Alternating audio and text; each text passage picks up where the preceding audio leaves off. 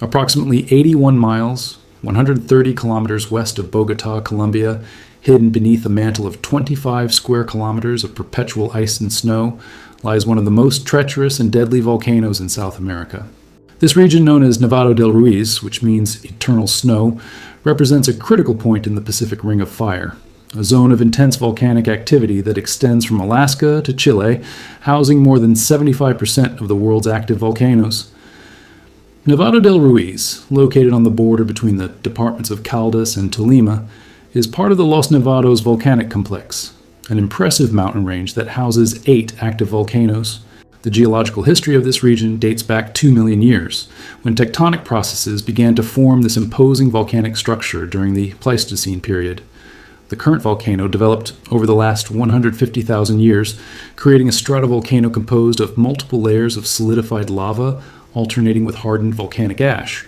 This continuous formation process is responsible for creating not only Nevado del Ruiz itself, but also other sleeping giants like Nevado de Santa Isabel and Nevado del Tolima, which rise majestically at depths ranging between 4,000 and 5,389 meters above sea level.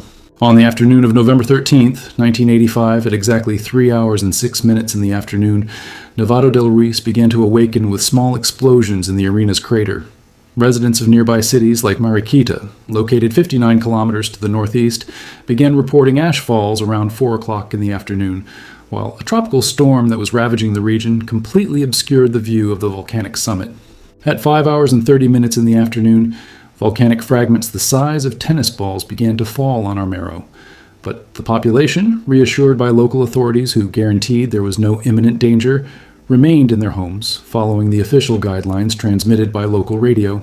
The real nightmare began at 9 hours and 9 minutes in the evening, when the volcano erupted in violent explosive eruption, ejecting dacitic volcanic material more than 30 kilometers high into the atmosphere.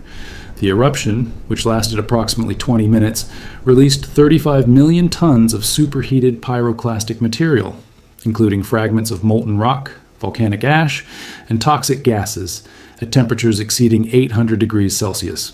Bernardo Salazar, a technician who monitored seismic equipment just 9 kilometers from the crater, reported hearing deafening explosions that illuminated the rain clouds like a giant lamp, while pumice fragments up to 15 centimeters in diameter began falling around him at 9 hours and 37 minutes in the evening.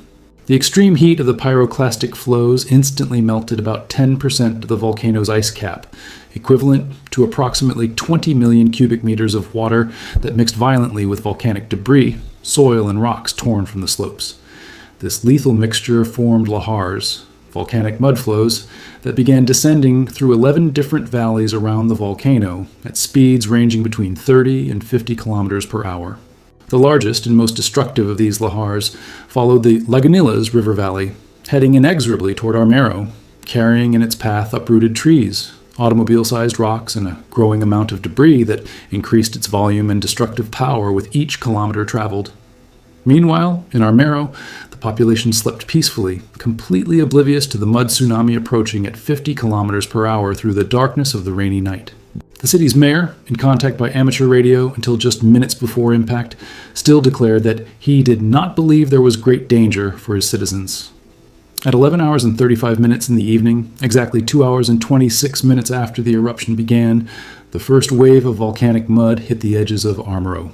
Surviving witnesses like Eduardo Nieto described a terrifying noise followed by a gust of wind that hit us. And then we saw fire falling from the sky, moments before the mud wave completely swallowed the city center.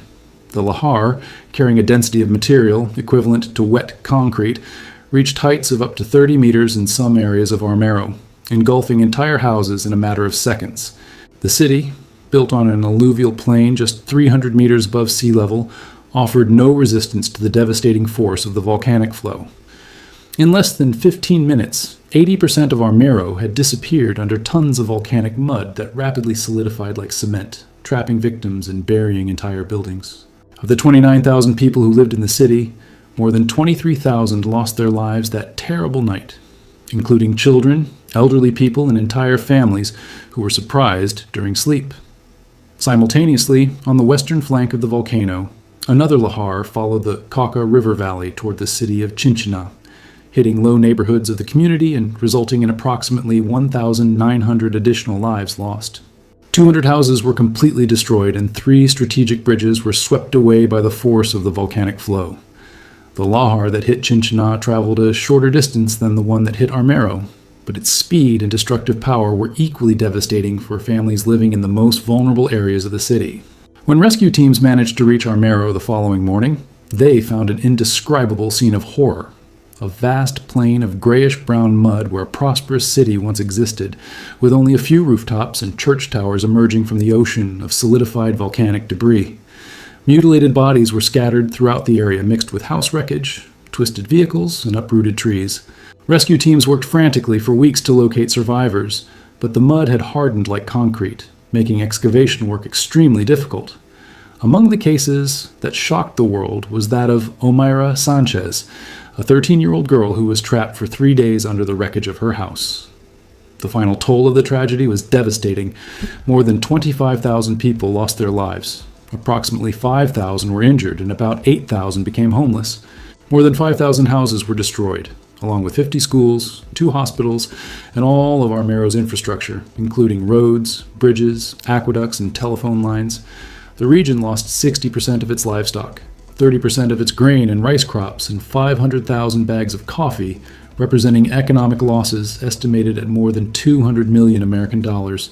This tragedy, which could have been completely avoided if preventive evacuations had been implemented, became the second largest volcanic catastrophe of the 20th century, surpassed only by the eruption of Mount Pelée in 1902, and remains the 4th largest volcanic tragedy in recorded human history.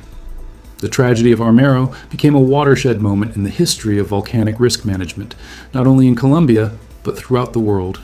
This disaster dramatically highlighted the fatal consequences of lack of effective communication between scientists, government authorities, and populations at risk. Although volcanic risk maps had been prepared and delivered to local authorities just 1 month before the eruption, clearly identifying Armero as an area of high probability of Lahar impact, preventive evacuation was never implemented. The combination of storms that obscured the view of the volcano, failures in communication systems due to bad weather, and the reluctance of authorities to order costly evacuations without clear visual evidence of imminent danger resulted in one of the most preventable volcanic tragedies in modern history. If you're fascinated by these hidden forces of nature and wish to continue learning about the most extraordinary volcanic phenomena that shape our planet, subscribe to the channel to receive more quality content about the geological events that continue to surprise and challenge our scientific understanding. In the next video, we will explore how the tragedy of Armero revolutionized global volcanic monitoring systems and saved thousands of lives in subsequent eruptions.